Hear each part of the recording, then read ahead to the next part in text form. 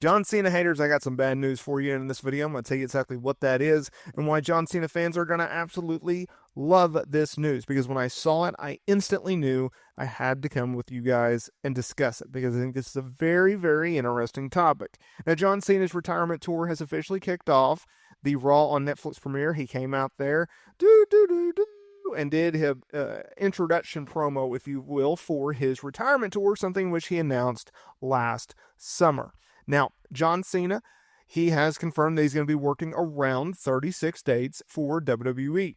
He's going to be working the Royal Rumble, something in which he confirmed in his promo. Not only did he declare himself for the Royal Rumble, but after a little bit of doubt, he vowed to win the Royal Rumble and go on to WrestleMania 40 this April in Las Vegas and challenge for a world championship, whether that be Gunther, our World Heavyweight Champion on Monday Night Raw, or undisputed WWE Champion Cody Rhodes. We also know he's going to be at Elimination Chamber, WrestleMania, obviously, and sometime in December he's going to have his retirement match. And that has led to a lot of discussion about, who does John Cena work this year? What do you do at WrestleMania? Now, there has been reports that WWE has pitched around the idea. It's not locked in, it's not confirmed, it's not set in stone, but it's been heavily discussed, and it's the leading candidate that John Cena will take on undisputed WWE champion Cody Rhodes at WrestleMania 41. Now, that's a topic in which we're going to discuss more on in a minute, as well as who I think will win that match and why it'll actually surprise you. But let's get to today's topic, because I was looking at the betting odds on Bet Online, and they have odds listed for both the men's Royal Rumble match as well as the women's Royal Rumble match. And who is the leading candidate? Who is the front runner to win this match? And oh, by the way, they're a very, very strong favorite. John Cena is currently a minus 200 favorite to win the match, followed by CM Punk at plus 300, The Rock 600, Roman Reigns plus 700, Seth freaking Rollins at plus 900, and main event Jey Uso at a distant plus 2,800. Usually, as in the case of like the women's match, Charlotte Flair's a plus 200 favorite over a Becky Lynch, who is a plus 285 favorite. You're still getting pretty good value in those bets, but with a minus 200 favorite, that is a serious name that basically it's almost a guarantee that they're going to win. It's like an 85% chance, a 90% chance that they're going to win that match. WrestleVotes has come out and said that John Cena is either 1 or 1A in terms of being the leading candidate behind winning the men's Royal Rumble match. You pair that up with the fact that he's retiring this year. You pair up the fact that WWE has reportedly discussed a John Cena versus Cody Rhodes match. You consider the fact that this is going to be John Cena's last year and his last WrestleMania, and the fact that he can actually go out there and win the world title and breaking the title that is currently held by him and Ric Flair. I think most people would agree that it's a very likely scenario that John Cena goes out there and wins the Royal Rumble, going on to WrestleMania and headlining either night 1 or night 2. In my opinion, if you're going to have a John Cena versus Cody Rhodes match, that's your big main event. That is night 2. That is Sunday night's main event. There's not many other big-time matches in which you can book at a WrestleMania this year. And that is probably the top one. Now, let's get to the elephant in the room, right? Because let's put our feelings aside for a minute. Do we all want to see John Cena go out on top?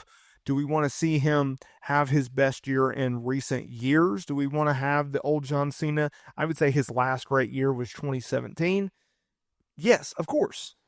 But I don't think it would be wise. I don't think it would be the right decision to have John Cena go out there, challenge Cody Rhodes for the undisputed WWE Championship at WrestleMania 41 and beat him.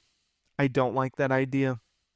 I am not opposed to John Cena breaking the world title record because I believe that he should. I don't think Ric Flair should have a record that is tied. John Cena gave his life to this company. He gave 2 decades to this company. He gave everything to this company.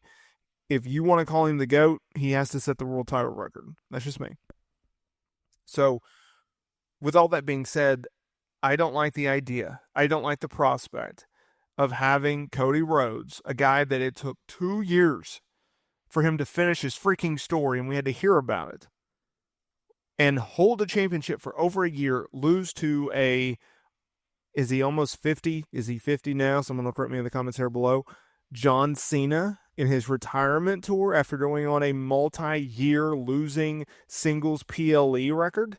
Like, I don't want to see that, and I don't think fans want to see that, and I think that's something in which you need to avoid as much as possible.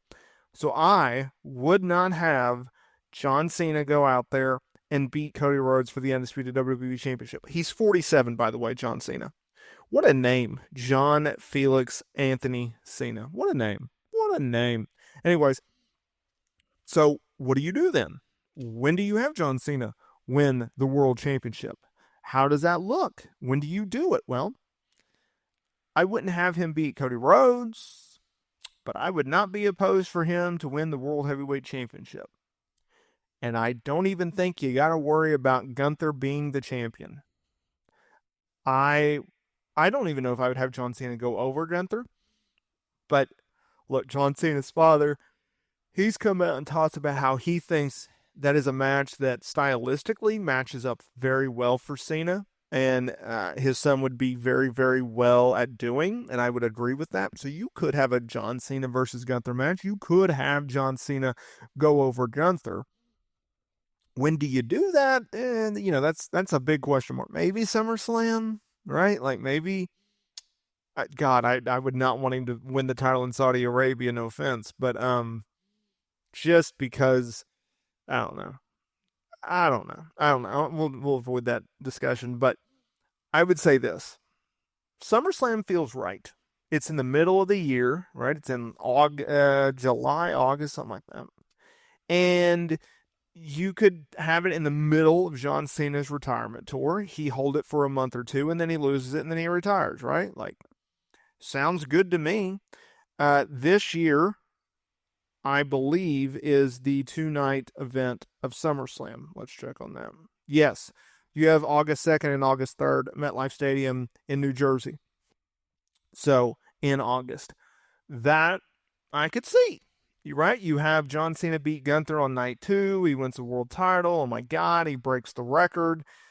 He holds the title September, October. Then he loses it, Survivor Series maybe, or pick a date. It doesn't really matter. I could see that. And you know what? I'm okay with that. So we'll see. We'll see what they end up doing. I'm very curious to see what they do. I'm very curious to see how they handle it. But John Cena win the Royal Rumble, y'all. I think this is going to be something in which you need to accept. You need to know that it's going to happen. And we'll see how it all plays out. Let me know in the comments area below what you guys think.